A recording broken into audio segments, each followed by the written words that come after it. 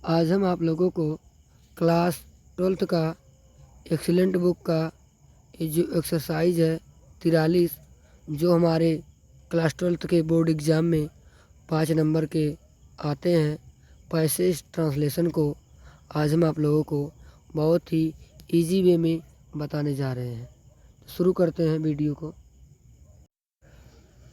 देखिए, कह रहे हैं कि एक दिन गौतम बुद्ध बाजार को जा रहे थे। तो देखिए, टेंस कौन सा, पास्ट कंटिन्यूअस का है, तो हम कह सकते हैं one day Gautam Buddha was going to the market, कह सकते हैं one day Gautam Buddha was going to the market. ठीक। दूसरा क्वेश्चन करें कि उन्होंने कुछ व्यक्तियों को देखा, तो ही देखा पास्ट इंडेफिनिट है। ही सा सम पर्सन लिखिए या फिर सम मेंस भी लिख सकते हैं, आप मेंस भी कर सकते हैं, सॉरी मेंस नहीं, मेन। ठीक। आगे देखते हैं।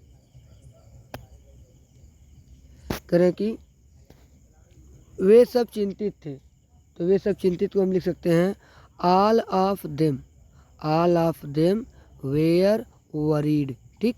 वरीड माने क्या होता है, चिंतित होना। ठीक। देखिए, लिखा भी है।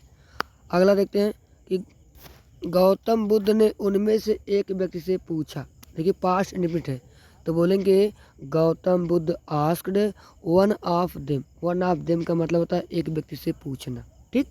आगे कामा आप जेव करते हुए लगा लेंगे। तुम कहाँ से आ रहे हो, प्रेजेंट कंटिन्यूअस का है, तो बोलेंगे where are you coming from. ठीक। और इतने परेशान क्यों, and why are you so troubled, so लगा देंगे, सो माने इतने, ट्रबल्ड माने परेशान हो। तो आगे देखते कह रहे हैं कि उस व्यक्ति ने उत्तर दिया, पास्ट इंडेफिनिट है, तो दैट मैन रिप्लाइड होता है, रिप्लाइड। ठीक। आगे देखते हैं ओ साधु मतलब ओ हर्मिट, क्या बोलेंगे ओ हर्मिट,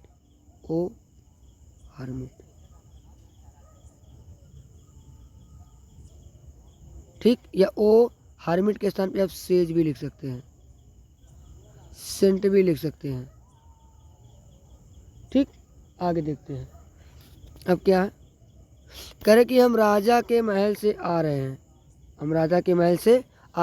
प्रेजेंट इंडेफिनिट का है, तो बोलेंगे वी आर हम आ रहे हैं, है ना, coming from the king's palace, we are coming from the king's palace, मैं राजा के महल से।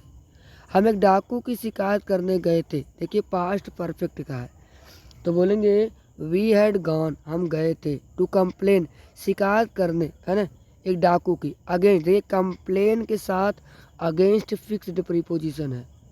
ठीक। तो बोलेंगे we had gone to complain against a robber लिख लीजिए,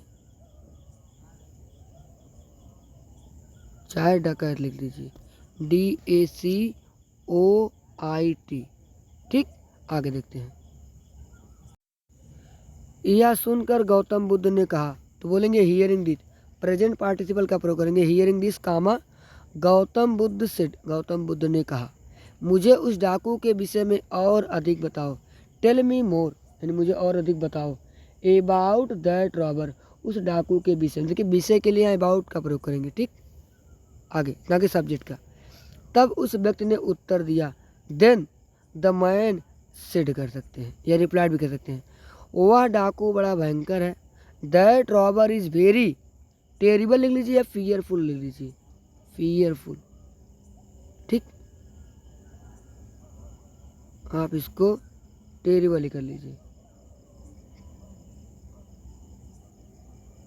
टेरिबल मन भयंकर है, खतरनाक है। ठीक। आगे देखते हैं।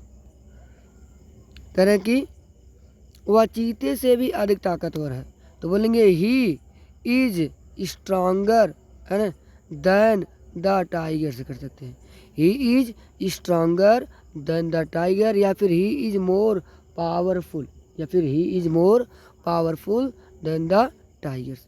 उसने बहुत से व्यक्तियों को मार डाला है। तो he has killed, present perfect है, he has killed many persons कर सकते हैं, ठीक। राजा की सेना भी उसका सामना नहीं कर सकती है। इवन भी के लिए क्या लगाते हैं, even, even the Kings army, even the Kings army can not face him कर सकते हैं, ठीक। Even the Kings army can not face him. आगे, उसका नाम अंगुलीमाल है, his name is Angulimal, his name is Angulimal. तो बोलेंगे हिज नेम इज अंगुलीमाल। यह सुनकर गौतम बुद्ध उस जंगल की ओर चल दिए जहाँ अंगुलीमाल रहता था। Hearing this Gautam Buddha towards that forest, hearing this Gautam Buddha towards that forest, where माने जहाँ अंगुलीमाल लिव्ड, ठीक। तो आज का वीडियो समाप्त करते हैं। Bye bye, thanks for watching my video.